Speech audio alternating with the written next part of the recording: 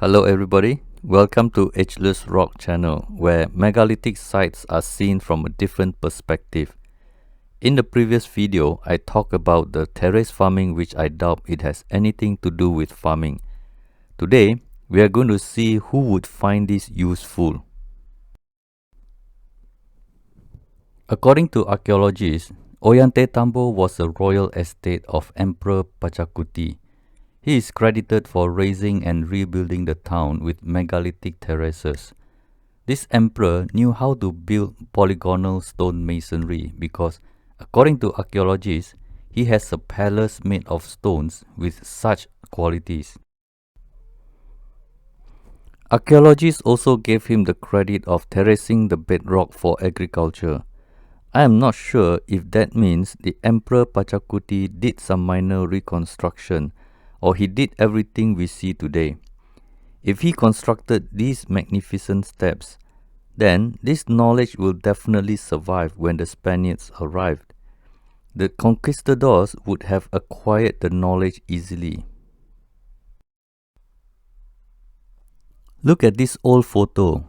This is what Ollantaytambo looks like approximately 100 years ago. You can imagine it would have been more backward looking with more vegetation 500 years ago. I see no reason why anybody would end up smacking bedrock for agriculture when plants can grow all over without shaping the landscape.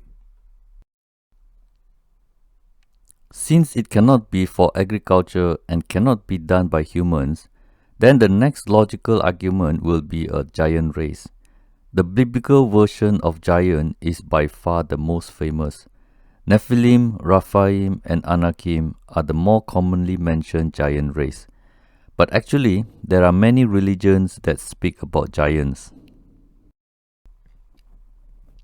Very tall humans live among us. We identify them as suffering from gigantism.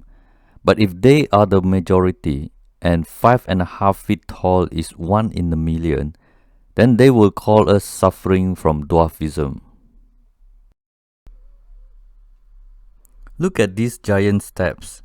Do you not see this ridiculous bedrock reshaping for farming is an insane activity?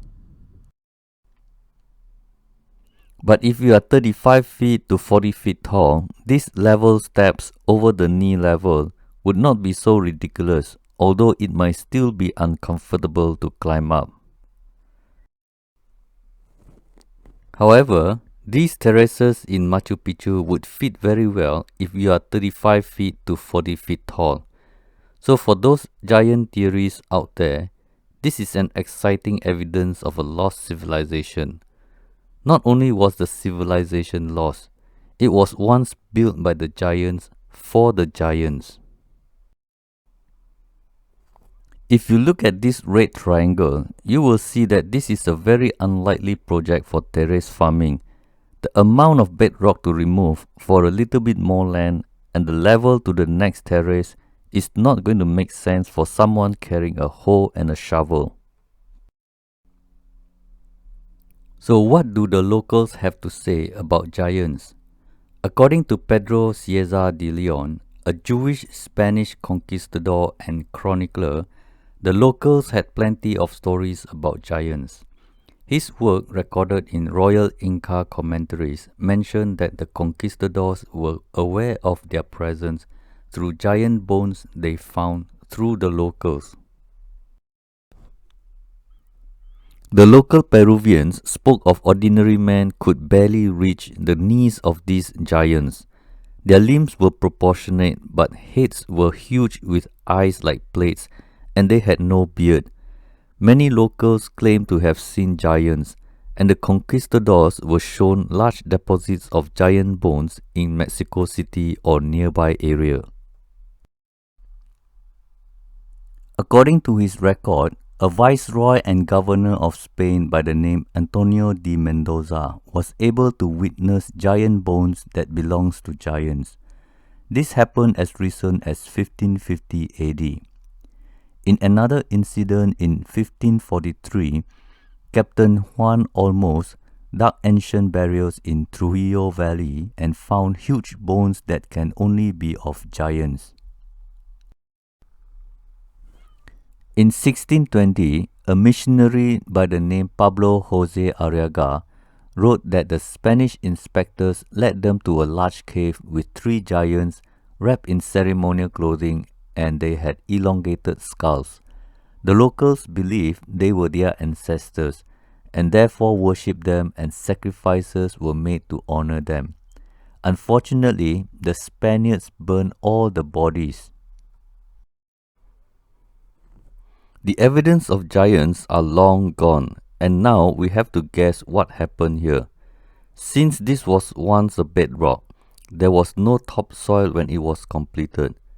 Imagine if you take a photo, it will be just grey stone because there is no green grass. The topsoil had to be brought from the lower land to the terraces before anything can be planted. Then they have to keep it fertile every year with environmentally friendly natural fertilizer. And don't forget, they had to first custom make amazing polygonal stones with no gap, so that 500 years later it will be a mind-blowing tourist spot with no clue how it was made. Look at the photo. At first glance, you will know this is not a good location for agriculture. Do you think the Incas said to themselves that they can shape the bedrock to have corn instead of walking away to look for suitable land? For countries with limited land such as Japan, Philippines, and Indonesia, it is logical to keep going higher over several generations. But they are using hoes and spade to deal with soil. I guarantee you, no Asians smack bedrock with a hoe so that they can have rice. However, Machu Picchu and Ollantaytambo is about reshaping bedrock of a mountain with tools softer than bedrock. They also seem to be more interested in the steep slope on top than existing valley. The signature of the unknown megalithic builders is always this amazing polygonal masonry, but you also have giant steps out of bedrock. Putting a layer of topsoil from the lower ground is something the Incas did.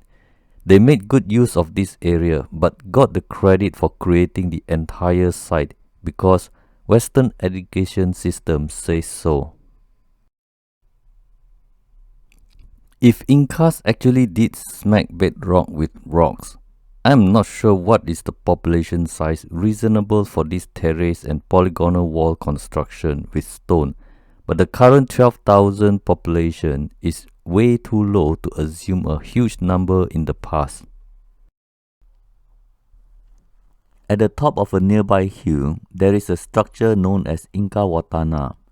If you are looking for a super awesome megalith, then the height might be a little disappointing. Most people with megalithic lenses will see this as a portal to another dimension on a certain day when the sun is strongest. However, when you think about it, you will see that the terraces are more for aqueduct system than for corns and potatoes. The portal-looking structures on top is a good spot for chanting prayers to purify water that runs off to the 14 water fountains below.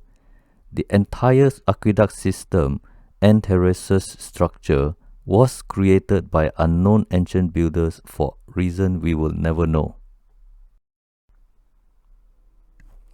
The weird thing about this structure at Incahuatana are these round holes at the corner. If you stand inside the trapezoidal false door, you can hold it with your hands. At least they are evidence that they are not made by chisel. It is like a drill hole straight from one side to the other adjacent side. It looks like those in Ellora caves in India. You can see that on a pillar of Cave 23. Do you think it is a coincidence that the Indians of 8th century had the same tools and idea as the Peruvians of the 15th century? If this was done by human, we should know by now what it is for. What are the odds Indians and Peruvians decided to keep their mouths shut?